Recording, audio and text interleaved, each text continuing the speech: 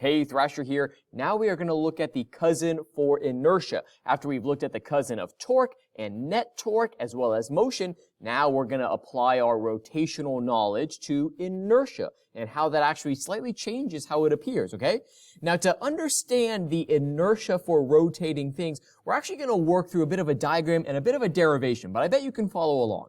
Okay, we learned that for translation, inertia was a measure of mass, right? And when we wrote out the sum of the forces, here's Newton's second law, mass was that thing that affected the acceleration of objects. It was based on the acceleration, how much net force you apply, and the mass of that object.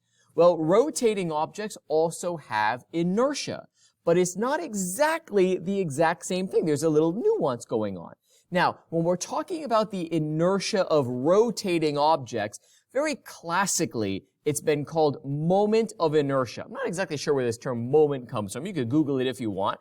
It's a confusing term. What does that mean, moment of inertia?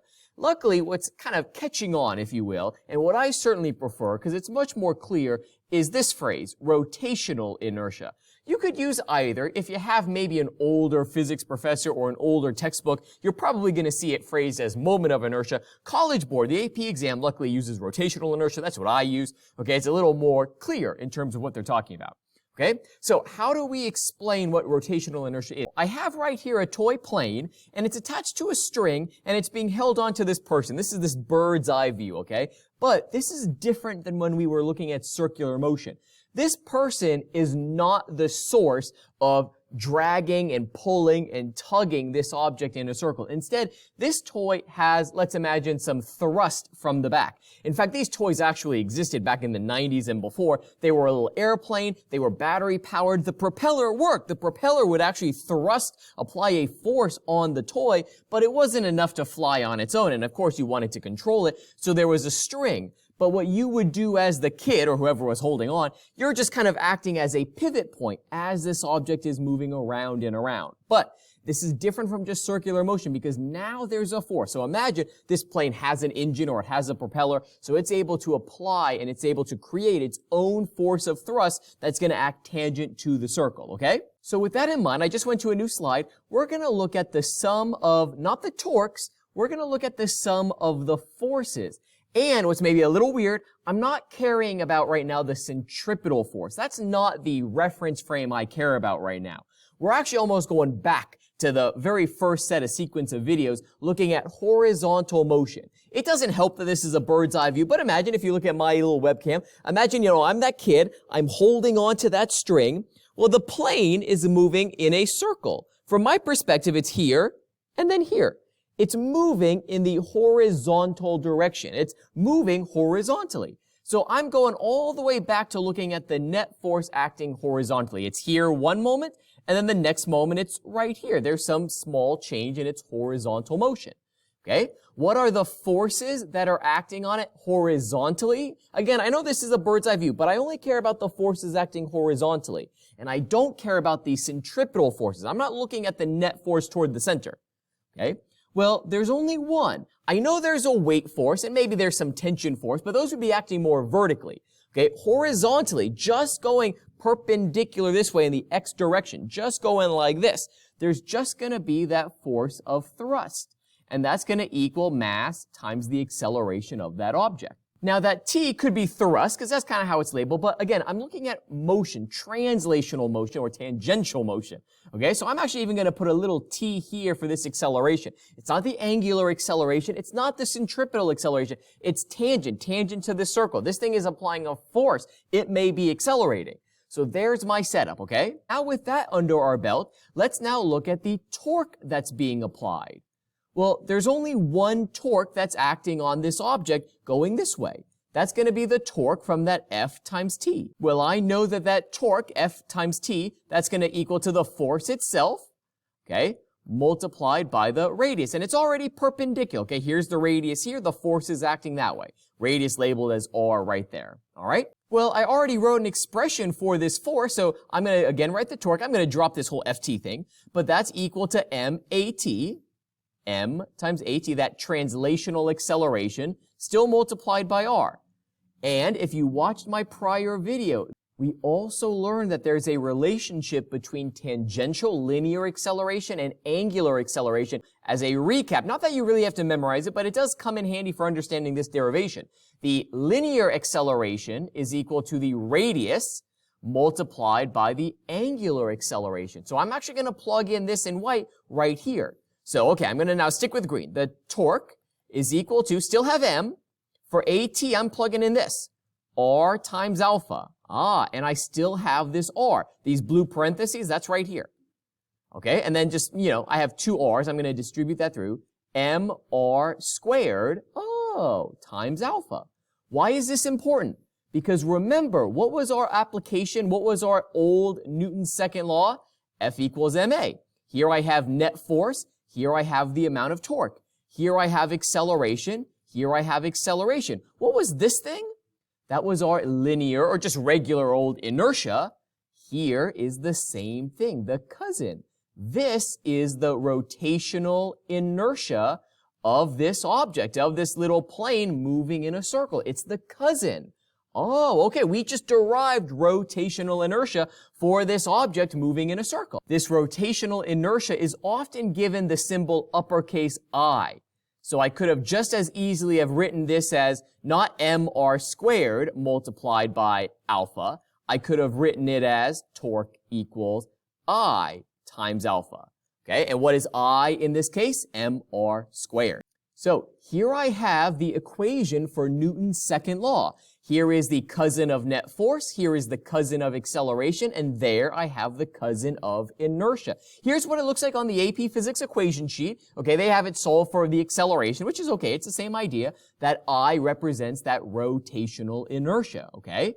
Now that we have a sense of what this rotational inertia is, we can fully apply Newton's second law. Before we were always looking at the sum of the forces being equal to 0, but now maybe there's a net torque that's causing some acceleration.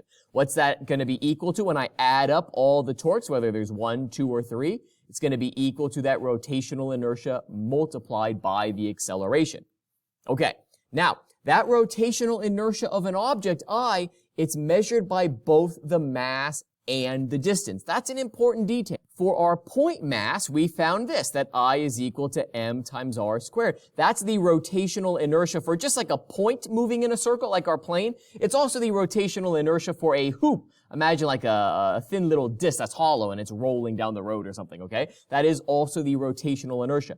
What is important that you recognize is that it's based on the mass of the object as well as r squared. Remember, we've often seen that these cousins are including r, the radius of these objects. Now, there's a little bit of a caveat. This right here is different for different shaped objects. We derived it for a single point, but it can take different forms. To be honest, you really need calculus to figure out a general equation. We're not going to worry about that. What's important is that you recognize that for any object, it always has some version of an mr squared. We'll see in the next slide some examples. There might be fractions depending on the shape of the object. There might be some coefficient that's getting multiplied. Sometimes you're adding a couple of radii together, but there's always this expression in one way or another, the mass of the object and the radius of it squared, okay? Now, a couple other points. The exact equation, as I said, depends on what object it is that's rotating. You're only expected to know this basic idea, okay, this mr squared for a single point. And again, that it's based on the mass and the radius. There are specific equations. Here you go. You do not have to memorize these. These will be given to you on any type of homework question, quiz question, test question, AP exam question, okay? But notice, look right over here. There's that mr squared. It's right there.